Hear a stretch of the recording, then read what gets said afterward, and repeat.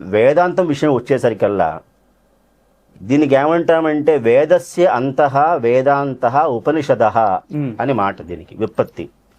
కాబట్టి వేదము అంటే ఏమిటండి అంటే మనకేం కనిపిస్తుంది, మనం ఏం వింటాం, మనం సమాజంలో ఏం వింటూ ఉంటాం, మనం 4 వేదాలు అని చెప్తాం. ఆ 4 వేదాలు ఏం చెబుతున్నాయి అంటే వేదం అనేది ఏదైతే ఉందో ఇది జ్ఞాన రాశి. వేదంలో ఏముంది అంటే జ్ఞానం మాత్రమే ఉంది, జ్ఞానం కాకుండా ఇంకేం లేదు. అందువల్లనే వేదాంతం ఏం చెబుతుంది అంటే జ్ఞానేనైవతు కైవల్యం. కైవల్యం కావాలి అంటే, కైవల్యం అంటే మళ్ళీ రీబర్త్ తీసుకోవడం, మళ్ళీ రీడెత్ ఇవి లేని స్థితి. అది రావాలి అంటే దేనివల్ల వస్తుంది అంటే జ్ఞానం వల్ల వస్తుంది. ఆ జ్ఞానం వేదాల్లో ఉంది, ఏ విషయమైనా ఆ జ్ఞానం అక్కడే ఉంది. కాబట్టి అసలు ఈ వేదము అనే మాట ఎలా పుట్టింది అంటే విదజ్ఞానే అనే ధాతువు ఒకటి ఉందన్నమాట అండి.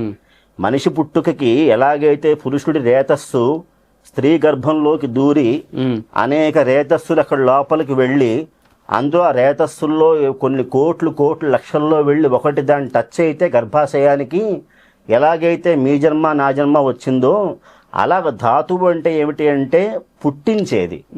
దాన్నే మనం పురుషుడికి రేతస్సు అని చెబుతాం మనం. అది స్త్రీ గర్భాన్ని చేరుతూ ఉంటుంది, అప్పుడు జన్మ వస్తుంది. అలాగా విద అనే జ్ఞానం, విద అనే ధాతువు నుంచి వేద అనే శబ్దం వచ్చింది.